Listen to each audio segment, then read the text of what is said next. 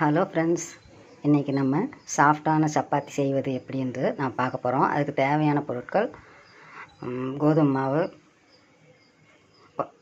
மாவு அரை கிலோ, கொஞ்சம் அரை கிலோவுக்கு மேலே எடுத்துருக்கேன். அதே போல் நெய், உப்பு, சர்க்கரை, மாவு உருட்டுறதுக்கு மாவு, அப்புறம் தேவையான தண்ணி. இது எப்படி மாவு பிசைறதுன்னு பார்த்துலாமா? இப்போ சப்பாத்திக்கு என்னென்ன சேர்க்க போகிறோம் பாருங்கள். முதல்ல தேவையான உப்பு, அப்புறம் கொஞ்சம் சர்க்கரை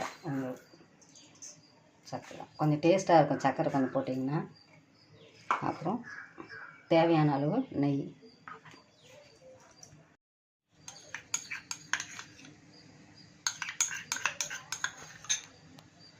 தேவையான அளவு நெய் போட்டு மாவை நல்லா பிசைஞ்சுக்குங்க.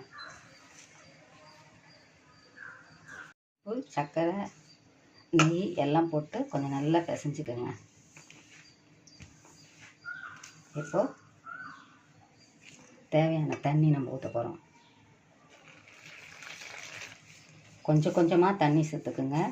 இல்லைன்னா மாவு ரொம்ப தளர வந்துருச்சுன்னா சப்பாத்தி செய்ய கொஞ்சம் தண்ணி சேர்த்துக்கிறேன். தேவையான அளவு தண்ணி சேர்த்துக்குங்க.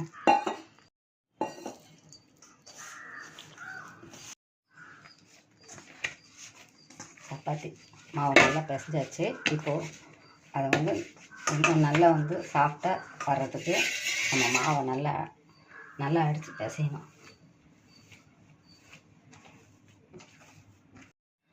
மாவு பிசைஞ்சாச்சு. இப்போ கொஞ்சம் எண்ணெய் ஊற்றிக்கலாம், கையில் ஒட்டாமல் வரும்.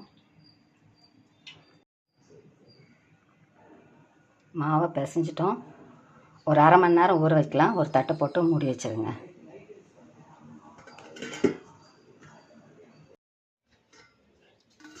இப்போ மாவு ஊறிடுச்சு. இப்போது மாவு சப்பாத்திக்கு ஊற்றிடுவேன்.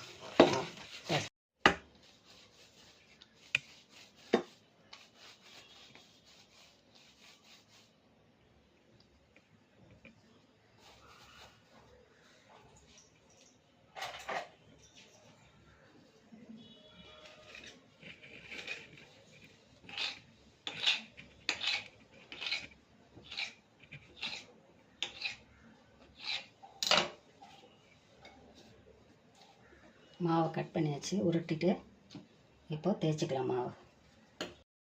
இப்போ மாவை நம்ம உருட்டிக்கலாம். கொஞ்சம் மாவு போட்டு ஒட்டாமல் இருக்கும்.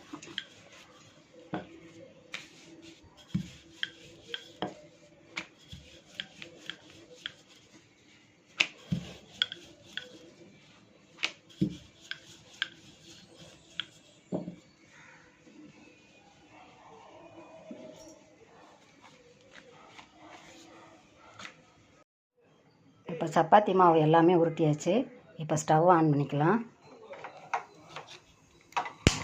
ஸ்டவ் ஆன் பண்ணி ஒரு தோசைக்கல் வச்சுக்கலாம்.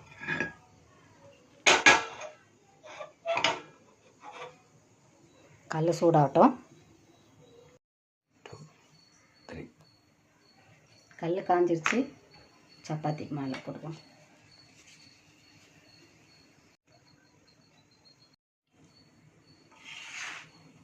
மாவு கொஞ்சம் வெந்துருச்சு. கொஞ்சம் எண்ணெய் ஊற்றிக்கலாம் சுற்றி.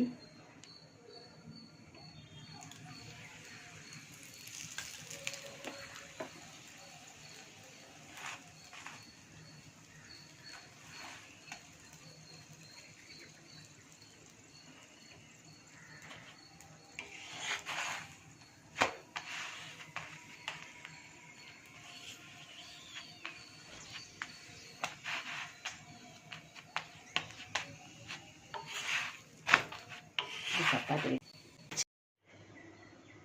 இப்போது சுவையான சப்பாத்தி ரெடி ஆயிடுச்சு. அதை சிக்கன் கிரேவியோடு வச்சு சாப்பிட்டு பாருங்கள். உங்களுக்கு பிடிச்சிருந்தா இந்த சேனல் லைக் பண்ணுங்கள், ஷேர் பண்ணுங்கள், சப்ஸ்கிரைப் பண்ணுங்கள். பாய்.